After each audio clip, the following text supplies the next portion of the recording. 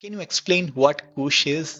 Kush, this drug, it's a depressant and it's like a hallucinogenic drug. The thing about Kush in Sierra Leone, main ingredient that they've added is human bones, like actual human bones. It puts you into an almost like trance, like zombie-like state.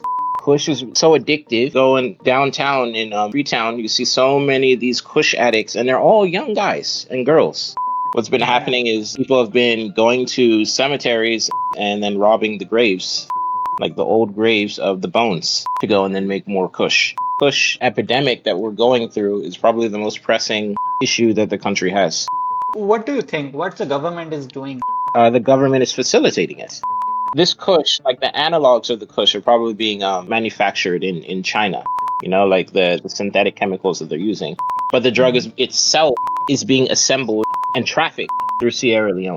Sierra Leone was known for blood diamonds in our Civil War, Leo Yeah. DiCaprio's movie. But now we're known for drugs. We're becoming an exporter. When they started combining the human bone with the Kush. As far as I know, that's what they've always done. You know, Oh, if they've been doing it all the time, why are we only hearing about it now?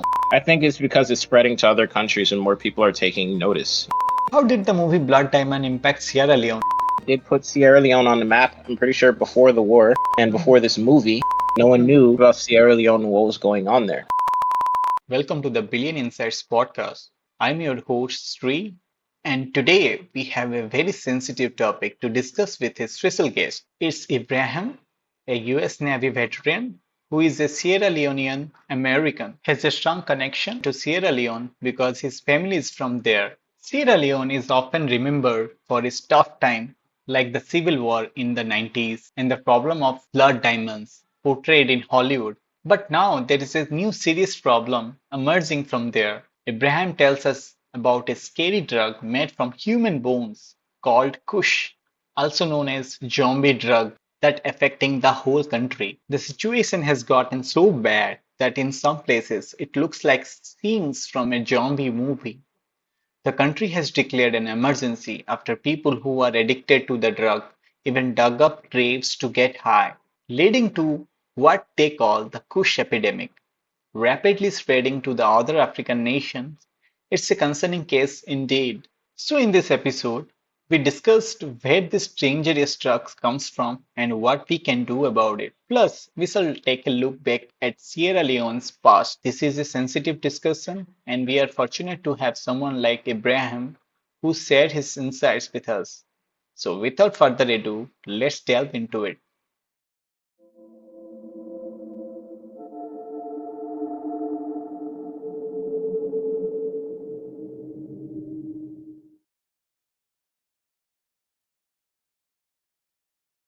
So, welcome, Ibrahim. Welcome to the Billion Insight podcast. Oh, well, thank you for having me. Before we get into why Sierra Leone is suddenly in the headline of the world media, let's take a step back and explore the history of your country. Could you start by sharing a bit about yourself? My name is Ibrahim. Mhm. I'm a Sierra Leonean American, currently in Washington, D.C. I'm 29 years old. I'm a veteran of the U.S. Navy, graduated from Delaware State University with a degree in political science. Hmm. And I don't know, I'm not that interesting. I don't think so. Anyways, so yep, I'm from the Timni tribe and the Fulani tribe of Sierra Leone. Mhm. I'm a practicing Muslim. Mhm. And most recently, I was in Sierra Leone last year. I left after staying for a little bit when I got out of the Navy. I left in July of last year. Mhm. So I was there for the last election cycle, and Mhm. yeah, things are definitely there's a lot of noteworthy things to talk about over there. So I can't wait to get into it. You were born in US. Yes. How much of your childhood you spent in Sierra Leone? Well, I was there just on and off throughout my life. Mhm. Starting from when I was about 10 years old, I started visiting. Mhm. I would just go there for a short time, come back. So the culture isn't foreign to me. Yeah, I know I have a bit of an American accent, Mhm. but I'm fluent in Creole, which was our lingua franca, and I know Mhm. a bit of the history. It was always very, very interesting to me, and obviously, like most Sierra Leoneans are quite political, so I'll just be hearing about what's going on there every day growing up from my mom and dad. Hmm. So my wife is there right now. Hmm. My child is there right now. I recently became a father a Oh, couple months ago. congratulations. Thank you. Yeah, like it's always been like I'm growing up in two worlds, Hmm. with me spending most of my time in the US, but Hmm. also quite a bit of time and influence from Sierra Leone as well. Hmm. Can you share any memorable experience or challenges from your childhood in Sierra Leone when you were there? I first started going there when I was 10 years old, right, in the Hmm. year 2004. The country was still recovering from the Civil War, still very, very, very, very poor there. So, for those who are unaware, can you draw a picture what is happened during the Civil War? Oh, it was chaos. It was literal chaos. The Sierra Leone Civil War, we also call it the January 6th War because that was when the RUF marched into Freetown. Uh, the Sierra Leone Civil War was fought from 1991 to 2002, Hmm. and it was mostly a result of just like growing social and political instability in Sierra Leone. I think the biggest like issue there is that like the infrastructure of the country like was like completely collapsed. There was hardly any electricity. Yeah, it Oh, sucked, things were cheaper back then, compared to now. And we're talking about using the Leone, but how are you going to get that, when there were no jobs? mm, So it was just like a miracle that we managed to pull through from there. mm, Remember one situation where we were on the beach. They can tell like immediately, right, that you're foreign in some way. Like even if you're a Sierra Leonean, they can tell immediately that you're different, right? Maybe it's mhm, because your skin complexion, because you're not going to be in the sun as much. Maybe you're going to be a bit taller and stuff. mhm, So I remember I was with my family at the beach. It was called Aberdeen Beach in Freetown, right? mm, And we're just having a small like get together, like picnic type of thing where we're just eating there on the beach. And I saw this old man watching me and the family, and he was standing on like the far side of me, and I had a whole bunch of family members between me and him. I watched this guy walk all the way around my family members and come up to me and say, "Oh, good evening, sir." Even though I was 10 years old, he called me a sir. Good evening, mm, sir. I'm mhm, hungry. As you can see, things aren't easy here. Can you help me? And then my our driver saw him, and then they just kind of like roughly like pushed him off and stuff like that. And like it was a bit shocking to me that this guy was an old man who was willing to go and then bypass all the other Sierra Leoneans who were there mhm. to then talk to me about me helping him. That time you were a child, so he may Yes, thought that a child can help him. yeah, exactly, Yeah. exactly. So things have never been easy there, but like right directly after the war, which ended in 2002, Mm, it's been rough. It has never been. Oh wait, actually, I can't even say that it's never been easy.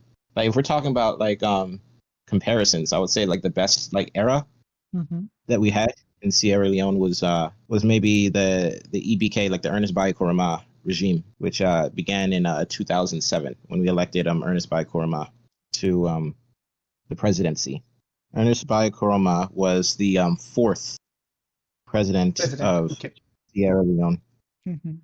Actually, distantly related to him through marriage. Oh. His my uncle, like my mom's sister's ex-husband, Oh. he's actually cousins. He was actually cousins with Ernest Bai Koroma. So you are related to the fourth president of Sierra Leone. Yes. Interesting. So I would say that that era under EBK, Ernest Bai Koroma, was probably like the best where we saw the most development. We Mhm. started getting a little bit of money. People started to invest in Sierra Leone, and we're starting to see some of those investments really pay off, and some of them are lasting even now into the new regime that we have. New Mhm. regime that we have right now under Julius Maada Bio. That's Mhm. the fifth and current president that we have.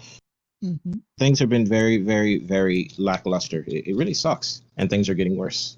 Things are getting much worse. Um, Obviously, I grew up in America. I'm registered to vote in America. I Mhm. don't have a dog in that fight when it comes to elections in Sierra Leone. right? Mm-hmm. But just like as an outside, well, semi Mm-hmm. looking in, maybe peeping my head in every now and then, I would say objectively that Marabio is like one of the worst leaders that we've ever had. He touts himself as this democratic and liberal reformer in the country. People like to forget that he ruled in military junta. He took power like through a coup during the Civil War. When he was a brigadier, he helped one of his friends, Valentin Strasser, who was head of state for a while, take power, and then a little later he went and then took power from him. He even said it. His wife even said it himself. Like when they were talking about overthrowing him some months ago, his wife said, "How are you going to go and have a coup against my husband when my husband has a PhD in coup d'état?" Like the first lady Fatima Bio said that. Mm-hmm. This man is not a very very good leader. I have to say, it feels like he's more of an expert in soliciting foreign aid than actually addressing the problems of the country himself. And things are just getting harder. We didn't see this explosion of Kush until about like 6 years ago when the government changed. That's when things started to go downhill. I remember when I went there, 2018, shortly after the election. I didn't know very much about Kush. I mean, I knew it existed. So, what's the story behind the term Kush and why it is suddenly in the news everywhere? There are claims that Kush is made from human bones. Can you explain what Kush is? Okay, Kush. Kush is this drug that we call K2 in America, K2 or spice in America, or synthetic marijuana, right? It was here, even in Washington, D.C. Like, there was a bit of an epidemic of it about like 10 to 12 years ago. I was still in college when I heard about this stuff, and I started seeing all the advertisements on the bus. Well, oh, K2 is going to turn you into a zombie type stuff. And I saw the effects of it. Like, what it does is it's a depressant, and it's like a hallucinogenic drug. It's supposed to mimic the effects of marijuana, like cannabis, but it's a bit stronger. It hits you harder, and it puts you into an almost like trance, like zombie-like state where you're not very aware or very perceptive of your surroundings. And you'll have these people who get like stuck in these like awkward positions because they're in dreamland. It's like their body is still there, their mind is like far, far away. Now in Sierra Leone, this first surfaced around 2018, right? And it really started to take hold in the country over the next few years, right? The difference between K2 or synthetic marijuana and Kush. See, and the funny thing is, Kush is actually a name for like a strain of marijuana in America, but these are two different things, right?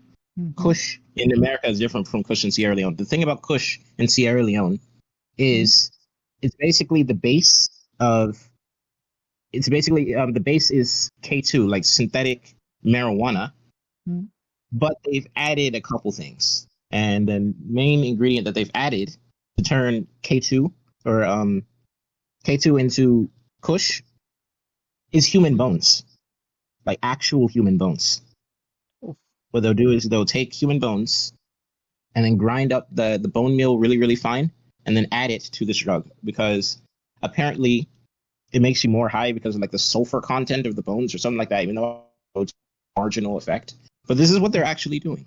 And it's so bad, like, and it's so addictive, and it's become so pervasive in the country. Like you can go in and buy a wrap of Kush for about 5 to 10 leones.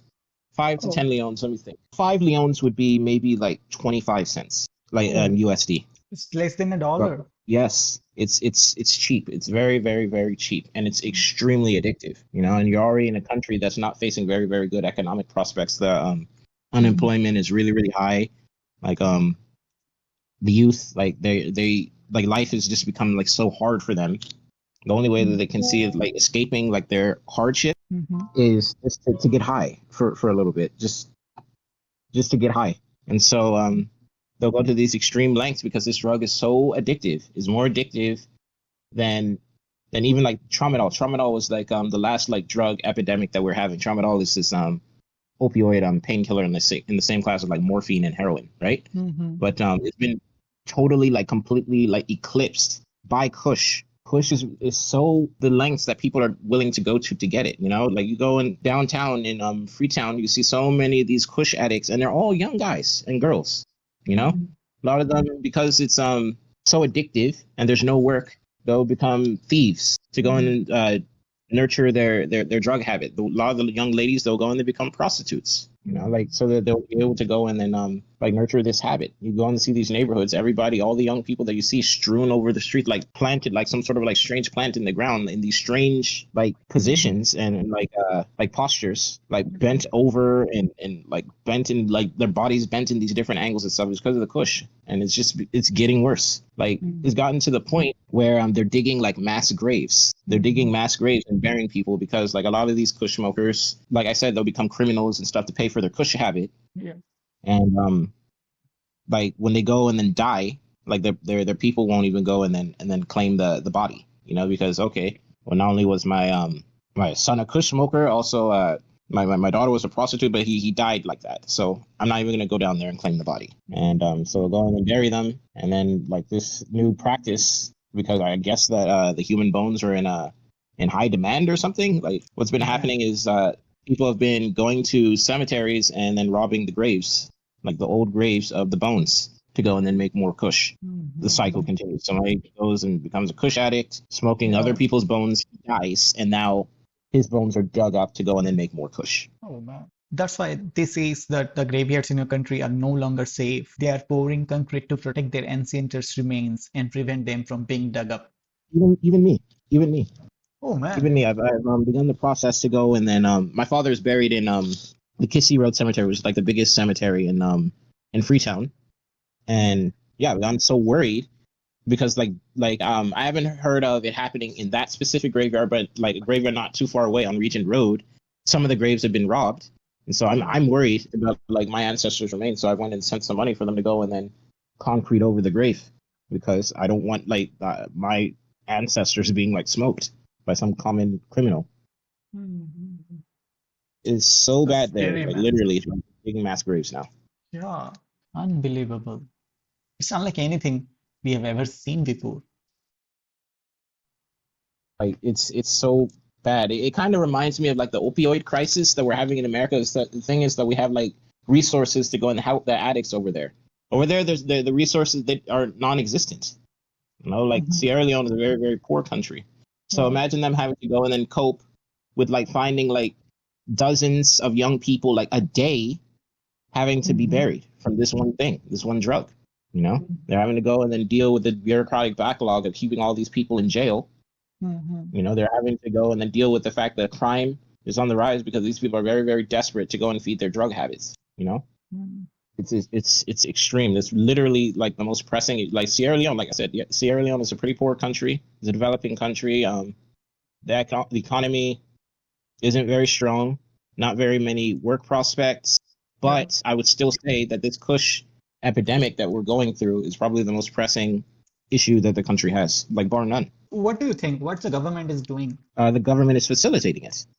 Oh It's man. that simple. They have a hand to play in this. Not just because they haven't like fostered a very good economic situation in the country that are making people so desperate that they'll go and start taking drugs to take care of, but I actually believe they have an actual hand in the production and distribution of this Oh drug. And man. the reason why I say that is because Mm-hmm. this Kush, like the analogs of the Kush, are probably being manufactured in China. You know, like the synthetic chemicals that they're using, but the drug is itself is being assembled and trafficked through Sierra Leone, right? Oh. Mm. For you to go and then have that amount of like discretion, despite this being a big industry now in Sierra Leone, you'd need some help from the higher ups. You know, why is it that every now and then a shipping container, either from Sierra Leone or going to Sierra Leone, filled with Kush making materials or the Kush itself, why is it that so many of them are getting intercepted? You know, it's because somebody at the water key in Sierra Leone has like access to be able to move this stuff discreetly in large quantities, right? You only get that sort of in a country like Sierra Leone. You only get that sort of like those sort of resources if you bribe somebody. Sierra Leone is quite like corruptible. Like the many organs of what makes that country function are very, very highly corruptible. You cannot get by. I remember the last time I was there, I could not get by like a 24-hour day without paying somebody a bribe. Whether it's a policeman to go and then let me go at a traffic stop where I did nothing wrong, or to go and then bribe the policeman in the jail to go and then like feed somebody who I knew was locked up. Like you will have to pay bribes. These Kush dealers, they might not necessarily be the ministers or the politicians themselves, but they're like the friends of them. They give them a slice as well. This is the reason why the government has done pretty much nothing to go and address this issue. The one mental health hospital that we have in Freetown, actually the whole country, 60% of the people in this hospital now are there because of Kush addiction. So the remaining 40% have to go and be shared by all the schizophrenic people, all the people who hallucinate, all the people who are depressed, criminally insane, all that stuff. That 40%, the other 60, the other more than half, it's just the Kush addicts. It's just the Kush addicts. Why is it that the government is not intervening? It'd be one thing to go and then open more clinics to go and help people get off these drugs. It would be another thing to go and then take the Rodrigo Duterte of the Philippines approach and just start arresting them and killing them, the dealers or the users. But the government isn't even doing that. They're okay with it. The government, what they're more interested in doing is pulling as much revenue from the people of Sierra Leone as they can. This could mean increasing the import tariffs, which they've done. This could mean just increases like the sending auditors into local businesses to go and just basically audit how much they're making and then arbitrarily put a tax on them from that. It could be the fact that they're increasing like the tolls that you have to pay on the road. The fuel price is controlled by the government in Sierra Leone, right? And all the fuels are actually cost the same, like gasoline, kerosene, and diesel. They all cost the same. Right now, they're about 30,000 leones, but they're talking about increasing that. The government, what they could do is decide to up iron ore exports, or rutile exports, or bauxite export. All of these resources Sierra Leone has in abundance. If you go and then look at it, the exports are actually stagnating or going down. They're not interested in boosting revenue. Let's go and sell our resources or fixed products to other countries. What they're just doing is just extracting as much from the people themselves as they can. What better way to extract revenue from the people by selling them drugs? I think that's something that they realized. And this is the reason why they've done literally nothing about this issue. They've declared a state of emergency. Okay, what policy comes with that state of emergency that Marabio went and declared a few weeks ago? What policy have we seen? Nothing. He hasn't said, okay, I'm going to go and then lock everybody up, or I'm going to go and then crack down. Nothing has happened. Because some of his friends might be involved in this business. That's the reason why. That's the They reason just why. declared the state emergency. This news went so viral all over the internet. So you go and then type in Sierra Leone into like the news tab of Google or on YouTube, and then like most of the first few videos you're going to be seeing is about Kush, how it's an epidemic in the country, and how now they're adding human bones into the drug. Yes, I'm very, very aware of that. And it's sad. It's sad. Like it used to be that Sierra Leone was known for blood diamonds in our Civil War, Leo DiCaprio's movie. But now that's for drugs. We're known for drugs. We're becoming an exporter of this drug, actually, because I've heard that Liberia is actually taking steps to go and address the Kush problem there as well. It hasn't really taken hold like it has in Sierra Leone, but it's now present. I remember a few weeks ago, there was a big drug bust in Gambia, actually. And almost all of the people that they caught in the big drug bust in Gambia were Sierra Leoneans. I just think there was like a couple people out, like it was, I believe it was 17 or 19 people who were arrested in this drug bust that happened in the Gambia a few weeks ago. The overwhelming majority, like all but like 2 of the people who were arrested were Sierra Leonean. They were Sierra Leonean. The other 2, I believe, that was one Liberian and one Nigerian. But yeah, it's us who's manufacturing, and it's us who's facilitating like its spread, and it's going to spread farther at this rate. I mean, the source isn't being affected. The source is only becoming like stronger. So that's what we're going to see. We're going to see it be moved all over West Africa and maybe Africa in general, and our country is going to be associated with that. So, Coach, it's definitely a problem that I see getting worse before it gets better. As someone who related to Sierra Leone, because this is your second country, so what your perspective on the impact of Kush addiction on the families and the communities? Um, my family has been impacted by this as well. One very notable, popular cousin of mine Oh, in the extended family is mhm. addicted to Kush, Oh man. and he was so addicted to Kush actually. Last year when I was there, I remember he was causing some problems for not just his mom, who's I was staying with, but also me myself. He went and then he will steal everything that's not nailed down, Mhm. And he wasn't always like this, I remember one point he had his life together.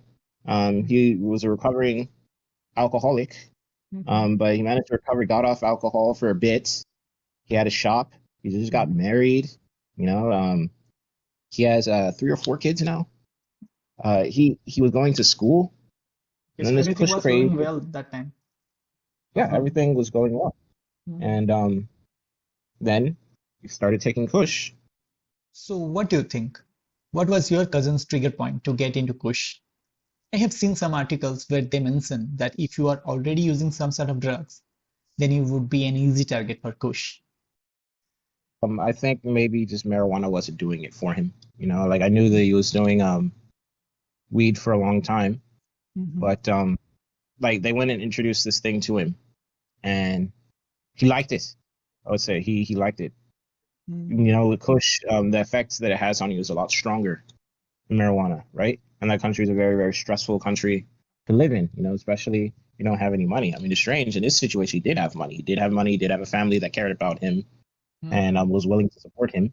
I remember his mom and our cousin would have pitched in for him to get a brand new car and all that, but he just started experimenting. I think that's what it is. I think he experimented with something that he heard was a bit stronger. You already had the proclivity towards substance abuse, being a recovering alcoholic.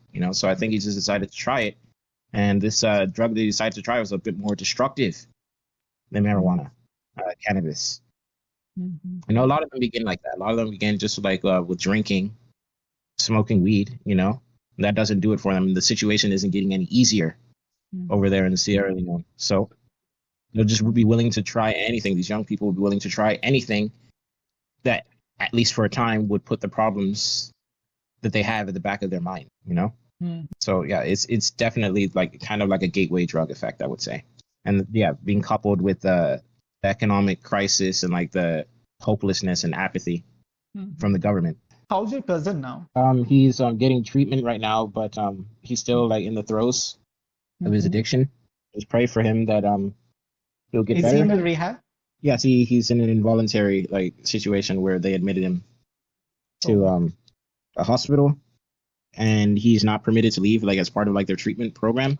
Mhm. He's still in the Freetown. Yes, yes, he's in Freetown. Mhm. The biggest assets of any country are its youth. The increasing addiction to push among Sierra Leone's youth not only impacts individuals' health and productivity, but also undermines the nation's economic and social development. Absolutely. Like I told you, the majority of the people taking Kush now are Mhm. young men and women, right? Mhm. And I just shudder like what it's going to be like half a generation from now when the people like all of the bureaucrats, the doctors, well not Mhm. necessarily the doctors, maybe like the laborers, the police, the Mhm. soldiers, all of those people now when they retire, maybe like Mhm. 20, 30 years from now, the people who are going to be taking those jobs now are now the ones who are smoking Kush. Like Mhm. you go in and think of these people were like laborers. People will be like building roads and stuff like that with their Mhm. expertise. They're not going to be doing that forever. Eventually, they're going to get too Yeah. old to do the job. Who will replace them? Eventually, they're going to retire. Who's going to replace them? The Yeah. Kush addicts. The Mhm. Kush addicts, the ones who will go for days without taking shower, who have all these health problems, these swollen limbs. Because that's another Mhm. thing Kush does. It makes like your legs and your arms like swell up and Mhm. um and like start oozing and doing all that, so it weakens your immune system. Like who are going to replace these civil servants, bureaucrats, and workers? Yeah, man. Like it can't be the Kush addicts. These people cannot work. These people are not working right now. That's part of the reason why they're taking Kush. They don't have anything better to do. You know Mhm. how? What are we going to do when the people in charge now are no longer in charge? The Mhm. Kush addicts are supposed to be taking their place. There's going to be a Yeah. disaster situation. It's already, yeah, the economy is already taking a hit from it with all these push addicts like stealing, destroying things, all that, making the country like less appetizing to invest in. Mm-hmm. So yeah, when they are supposed to be like taking the wheel, what are we going to do? What are we going to do? It's a compounding like situation, It's a compounding worse situation. I can't see a very bright future if things continue like this in Sierra Leone with the Kush epidemic that we're having. I hope the situation improves soon. To combat this situation, I think we need education, rehabilitation, and alternative livelihood support. Also, robust law enforcement is crucial to curb drug trafficking, along with local awareness programs for youth that highlights its consequences. Yeah, you definitely would have to attack an issue like this through from multiple angles. I mean, yeah, if you go in and fix the economic situation, okay, people have jobs now. They won't be sitting around bored thinking what to do. Oh, hey, let's smoke kush. They have a job to go to, a family to take care of. If you go and then have a situation where the healthcare is a bit more manageable, people will be able to go and then find help and treatment for their addictions. And yeah, I have heard that nowadays in Sierra Leone, the majority of hospital patients are unfortunately Kush addicts. Yes, that's true. Already the people now are getting treatment for kush, and there's less resources available for the people who have other like problems that they would need the system to help them address. So we definitely need a bit more resources allocated to dealing with the kush addiction problem that we have from like a healthcare perspective. And also, yeah, the government needs to go and then act. Like the government needs to do something about it. Because they it's would a need to very go and unfortunate thing because Sierra Leone has lots of natural resources in the country, but due to the corrupt government, it's still a poor country. exactly the government, they are not interested in Yeah, exploiting as you said the earlier. natural. Yeah. If you are a youth from Sierra Leone listening to this podcast, remember that you are the future of your country. The least you can do for your country is not to get addicted to this drug or any drugs for the matter. We need to motivate our youth because youth is the biggest asset, right? They need to understand the consequences of the drugs. Exactly, the youth are Yeah. the key here. Most of the country are youth. Like I believe the median age in Sierra Leone is 19 years old. Majority of the people in the country are 19 years old or younger. The youth are So it's a young country like then. would have to, yes, very very young, and so they need to be the ones who are most catered to and helped in this situation. We want the future to look brighter, because it was looking better for a while. Like under the last government, I would say things were much better. Unemployment was a bit more manageable, and like people had something to look forward to in Sierra Leone. But now I just don't see that anymore. Like, I would say that the epidemic of Kush that we had now is worse than the epidemic that we had of Ebola. I don't know if you've heard of Ebola. Of course, Yes, I heard about it. Ebola was this nasty disease Yeah. that came out. It actually was not that damaging to the country as Kush Then the is, Kush And epidemic. Ebola, it was just chaos. Like they didn't know how to handle it. Yeah. I would say that the Because that is government a killed most. disease, and the Kush epidemic is because of the people doing bad things. Like say, they are voluntarily cutting their own leg. It's like that. Yeah, so they're doing it to themselves. Yeah. Whereas Ebola was a disease you didn't have very much Yeah. control over. Yeah, why couldn't we see this forceful like response to Kush that we saw with Ebola? With Ebola, I would say the government response to Ebola was so like strong that they probably ended up killing more people than the actual disease. Like remember that what they were doing during the Ebola outbreak was the government was traveling around in these white vans and stuff, and they thought that the secret, like some of the people who were responsible for containing Ebola, they thought the secret to stopping Ebola and its spread was chlorine. So what they would do is they got a case or a suspected case of Ebola, they'll just go in and put someone in the back of the van and then just douse them with chlorine. Oh man. And obviously the chlorine being like poison, that person would just die. Obviously, that happened quite a bit. So that was like an example of like the government like acting forcefully. I mean, not necessarily in a way that I would find like helpful, but like they were acting. They have the capacity. Okay, we can come down hard on this issue, this public health issue. We're not seeing that with Kush. We're not seeing that with Kush, and that like they're just going out and locking up all the dealers and stuff like that. A lot of these dealers, like I said, might be politically connected. So they just don't have the will. They just don't have the will. Is what I'm saying. They don't want to. They don't want to do anything about it. Yeah. Might damage their bottom line when they're trying to get foreign aid. I don't know. 'Cause that's what it seems like. Like they're really interested in procuring foreign aid. Mm. So, man, this question may sound rude, but I have heard that people who continue using Kush might end up dying sooner. They eventually will die. Is that true? That is true. Yes. That is true. Like it obviously it affects everybody differently. It depends on how much like you're going to be taking. But this is a poison. This is a Mm. poison. The fastest that I've heard of somebody developing an addiction and then dying is about 3 months. The Oh. person was perfectly healthy and stuff. Fell in with some bad friends and started taking this drug. And three Mm. months later, they were dead. Okay, so if they It's kept continuing eating the Kush drug, then they will die in a few months. This is what you are saying, right? Mm. depending on how heavily you smoke it, the certain strain that they've manufactured. Yeah, because it is literally a poison. It's literally a poison. It's possible to overdose on it as well. You go and smoke too much in one session, that can kill you right there. You can fall asleep and never wake up. Mhm. They mix it up with the human bones. Yes, The they do. news is back down in March or April in this year. But when it is begun, I mean, when they started combining the human bone with the Kush. As far as I know, that's what they've always done. They've Oh, always added human bones to it. That's what is distinguishing it. Like I said in the beginning, this is what distinguishes it from mhm. K2 or Yeah, spiced yeah, or yeah. synthetic. Mhm. When as soon as they realize, hey, we can go in and make it marginally stronger by adding like sulfur, and that Um, happened at the very beginning. so if they've been doing it all the time, why are we only hearing about it now that the graveyards in Sierra Leone are no longer safe? Why is it a global news now, not before? I think it's because it's spreading to other countries and more people are taking notice. Like I said, some Mhm. stories have been breaking in Liberia and Gambia of this Mhm. drug from Sierra Leone that's spreading Mhm. out. So now the more people are hearing about it, they're just starting to do more investigation into like how the stuff is made.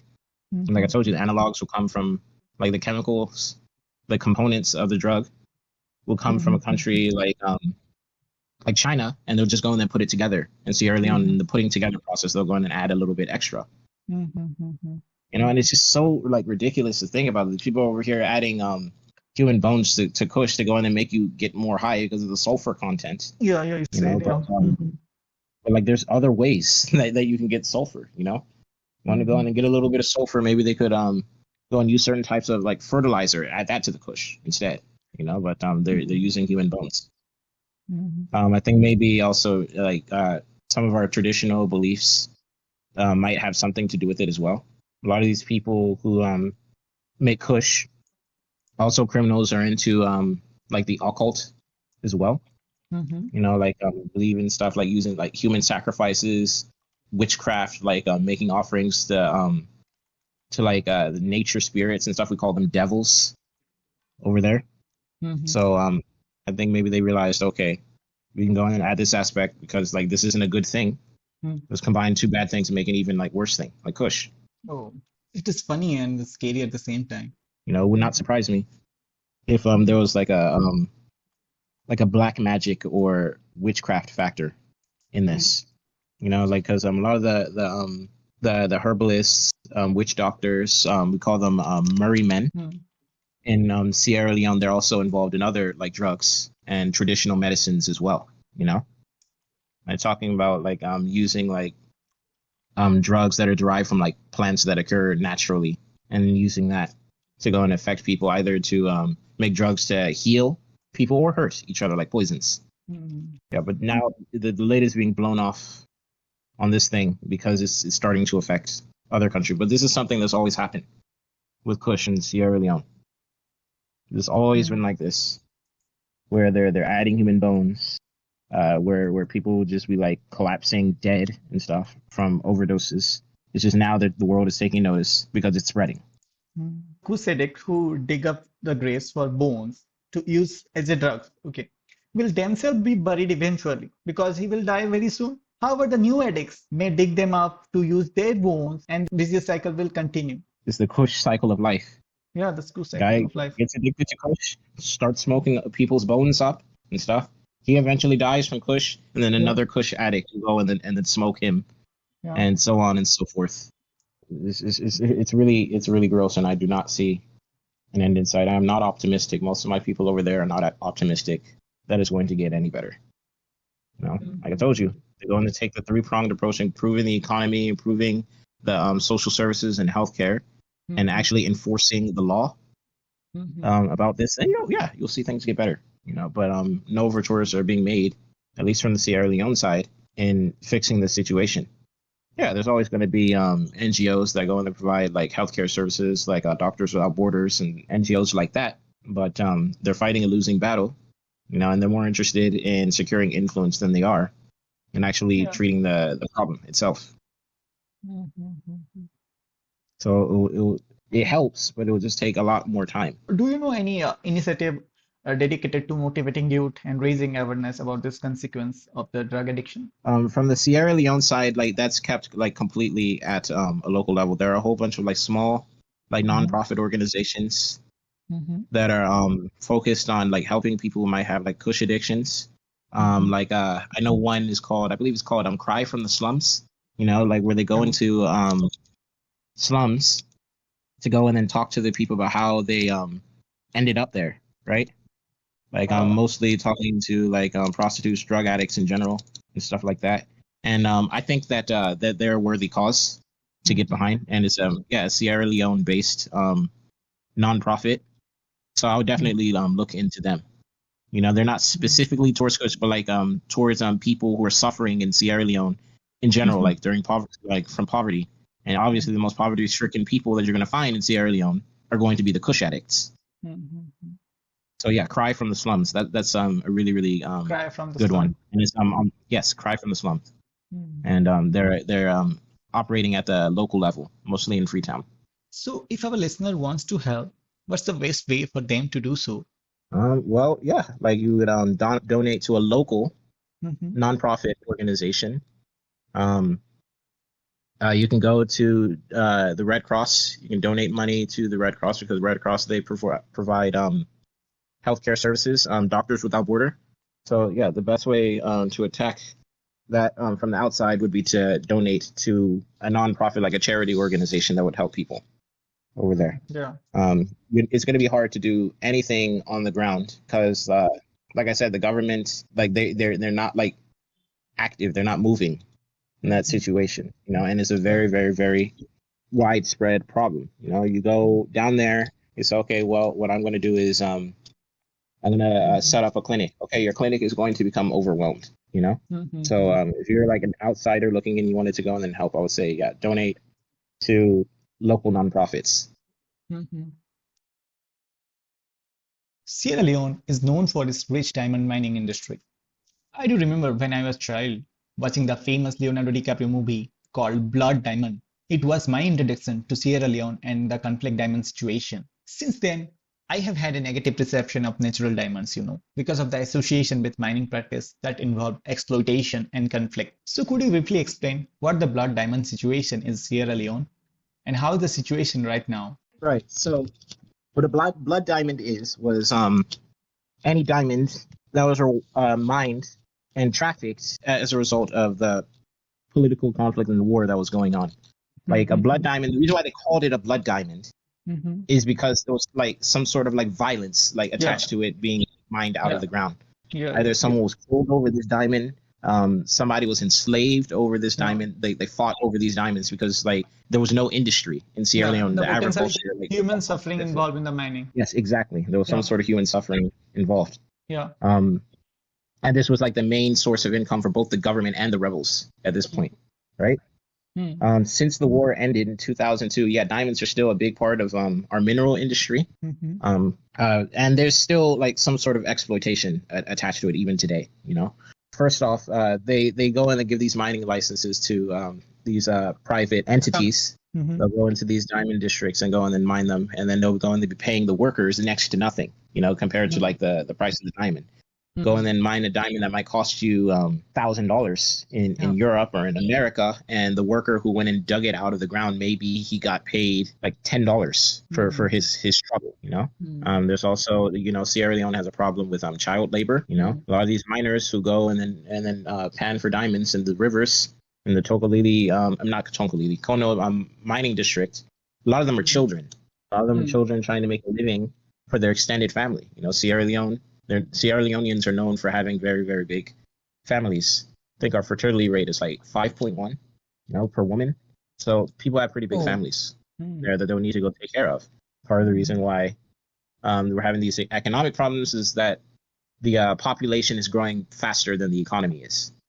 So even today, like you go in and have exploitation like attached to the diamond industry there. Yeah, maybe no one was directly killed, like shot in the head or had their hand cut off or stuff over the diamond, but there's still a lot of exploitation there. Maybe someone was enslaved instead.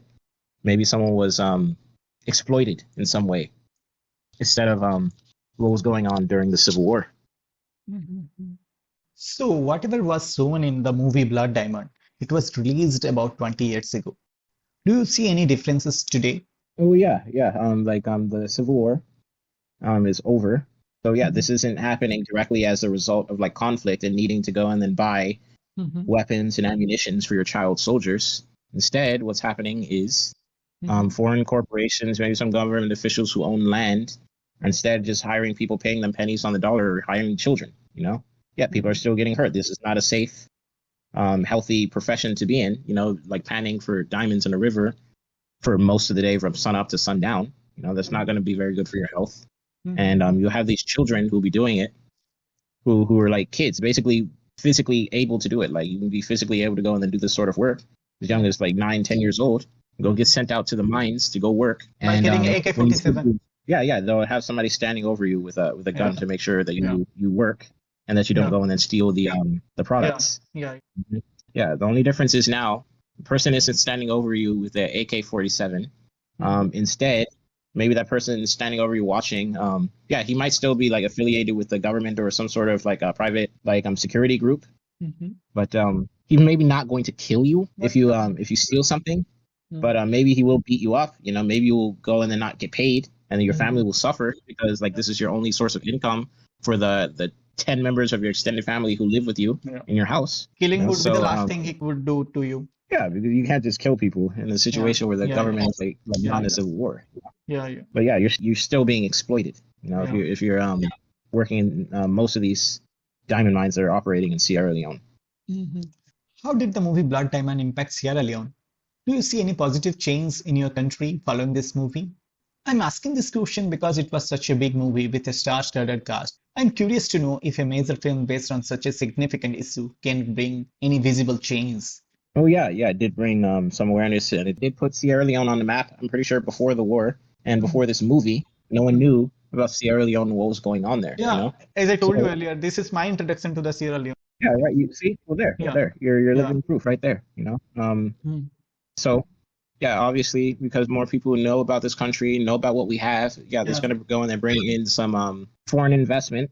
It's going to bring in NGOs who are trying to come in and help the country recover from the Civil War. And obviously now, because now that people know the diamonds are there, you're going to go and find a whole lot of like, foreigners employing people to go in and pull these diamonds out of the ground.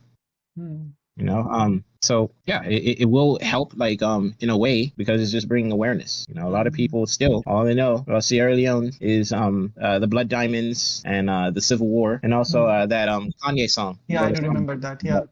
So yeah, and more attention on your country. Yeah, more people are going to want to help in some way. What piece of advice would you like to offer to the youth, the teenager of today's from Sierra Leone? Where do I begin? I would say obviously do not smoke Kush. Do not smoke Kush. Do not go near that stuff. That stuff, it will ruin your life. Just say no. We had a campaign here in America during the crack epidemic, the Just Say No thing here, but just say no. Like the biggest thing I would say is you might think right now that your problems can't get any worse, but imagine you go and then lose 50 pounds in a year. Imagine your legs are swollen. Imagine you can't think straight. Imagine you now have addiction that you need to pay for. That's how your situation can get worse. I would say the young Sierra Leoneans, what they need to do is, just stay away from Kush. There will be a way out. Like Sierra Leone, it will improve, just like with by nature. More people in Sierra Leone now have cell phones than 20 years ago when the war wrapped up, right? So things will get better eventually. Yeah, exactly. Somehow, but you're not gonna be around to enjoy that things getting better part if you're over here addicted to Kush. Yep. Let's say that the young people there, if they want to keep their heads above water, they need to go and then look for work as well. You know, any kind of work, something to keep you busy, something to keep you from sitting there idle with other Mhm. people who might be thinking, okay, you know what, my situation, so let me get high real fast. You know, Mhm. like Mhm. find any sort of work, even menial work. You know, there's a lot. Like one advantage that Sierra Leone has, in addition to its natural resources, is we Mhm. have a young population that can work. You know, Yeah. it's not like a country like Germany or Eastern Europe where they have like an aging population where they would Mhm. need to go and then import people from other countries to go and then do these jobs. You know, in Sierra Leone we have like an abundance of youth who can work. You know, Yeah. imagine when they go in and start building factories in Sierra Leone. Now that'll happen eventually. You know, what we're seeing is a lot of jobs being outsourced from first world countries to poorer countries. Mhm. And what's going to happen is, yeah, a lot of this manufacturing is going to shift when they realize that like the labor market in Sierra Leone or Nigeria or Guinea is cheaper than what you would see in India or Indonesia or Vietnam. A lot of these corporations are going to just move there. They're going to move their manufacturing there, and we're going to benefit from that. You know, Mhm. but we're not. You're not going to benefit very much if you are addicted to Kush. Yeah. You know, I would say the young people now, yeah, they need to just find something to do. Find something to do, Yeah. even if it means leaving the capital and going back to the provinces, going back to your hometown. A lot of people think that in Sierra Leone, if you just move to Freetown, everything will Mhm. get better. I even have family members now who are over here living in a bad like living situation, living in the slum, Mhm. when they have a perfectly good family house out in the countryside. You know, Mhm. because they want to be in the capital. Because they have this perception in the capital that that's as Mhm. good as you can get in Sierra Leone. You know, Yeah. but yeah, sometimes you'll have to go and take a step back. You know, Mhm. Mhm. the capital. Yeah, I like being in the capital more than I like being in the villages and stuff. But Mhm. I would choose to go to the village Mhm. instead of like staying in the capital and then living in poverty. You know, Yeah. Mhm. situation with Kush and drugs and hopelessness in the countryside isn't as severe as in Freetown as well. Like I haven't heard of any graves getting robbed in Cambia, which is where my parents are from. You Mhm. probably couldn't get away with that stuff in the countryside, anyways. You know, because the community Mhm. is a lot more close knit. You know, Mhm. and so yeah, Yeah. the Kush problem isn't as pronounced out in the countryside as it is in the big cities like Freetown, Bo, Mhm. Makeni, Kenema. Mhm. So, guys, you have to understand that your country's tomorrow depends on the actions you take today. Yes, we need to So, do something to help the young people now because most of the people in Sierra Leone are very young, very yeah, impressionable, and they're going to be in charge. you have to remember your action will shape your country's future. Yep, Yeah, exactly, yeah, exactly. yeah. Indeed a very tough time for Sierra Leone. I hope the situation improves soon. I hope the other countries and the international community come together to solve this Kush epidemic. The drug addiction knows no border. It's a hidden pandemic affecting everyone. So we all need to take steps to address this issue, motivate our youth, and make them aware of the consequences. Definitely, Yeah, absolutely. yeah, I would say these advertisements that they went and took out here in America, telling people to stay away from drugs, even like tobacco. You know, tobacco yeah. in America is not very popular. Uh, Mhm. marijuana is now, but then again, there not any ad campaigns talking about how bad marijuana is. So at least not at the moment. And what about methamphetamine? Methamphetamine. Yeah.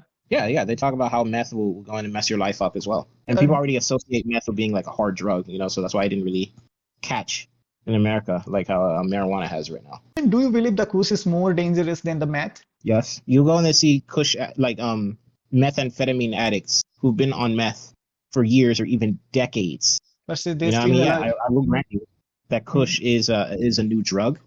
But yeah, Mhm. like I told you, I've known people Yeah, who like been on Kush less than a year and now they're dead. yeah. And so Uh, it is pretty deadly drug. so, Ibrahim, that's the end of the podcast. That's the Okay. end of. Any final thought? Yeah, I'm just wish that the government in Sierra Leone would care Yeah. more about its people. Like, so if you have a government who's invested in its citizenry, Hmm. then that country will go far. You have somebody who really cares about the country and its people. You'll see Yeah. wonderful things, great things happening in that country. It's just that we don't have that. It's our leaders. It's the biggest Hmm. problem in Sierra Leone right now, I would say. You know, Hmm.